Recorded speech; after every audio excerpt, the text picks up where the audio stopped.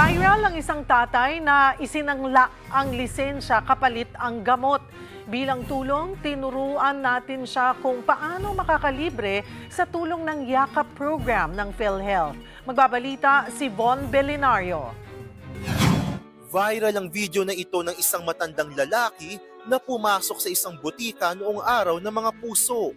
Si Tatang, nakiusap daw sa nagtitinda kung pwedeng makakuha ng gamot pero sa kanilang sana ang bayad. Pakiusap niya, mag-iwan muna siya ng lisensya saka ito tutubusin kapag may pambayad na. Wala pa raw kasi siyang sahod pero kailangan talagang makainom ng gamot ng kanyang asawa. Pumayag dito ang tindero, bagay na ikinaantig ng damdamin ng mga netizen.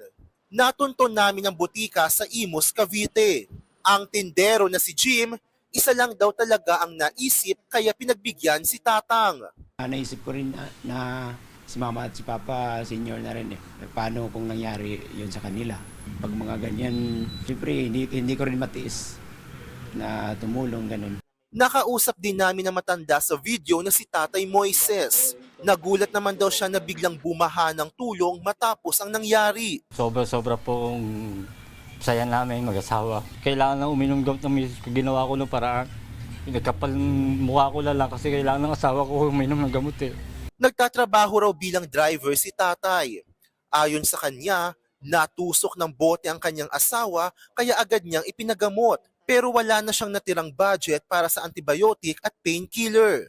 Kung tutuusin, hindi na dapat nararanasan ni Tatay Moises ang ganitong sitwasyon. May programa ang PhilHealth na Yakap o Yaman ng Kalusugan Program kung saan makakakuha ng libreng gamot ang mga miyembro. 20,000 pesos kada taon ang halaga ng free medicine basta galing sa Yakap prescription mula sa PhilHealth accredited doctor at pwedeng makuha sa mga Yakap accredited hospital o clinic. PhilHealth members sina Tatay at ang kanyang asawa pero hindi nila alam na may ganitong programa.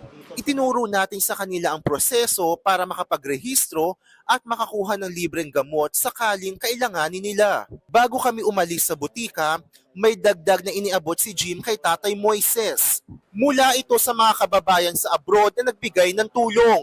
Kaya si Tatay Moises, taus-puso ang mensahe sa publiko. Sobra-sobra ako ipapasalamat lalo na sa God.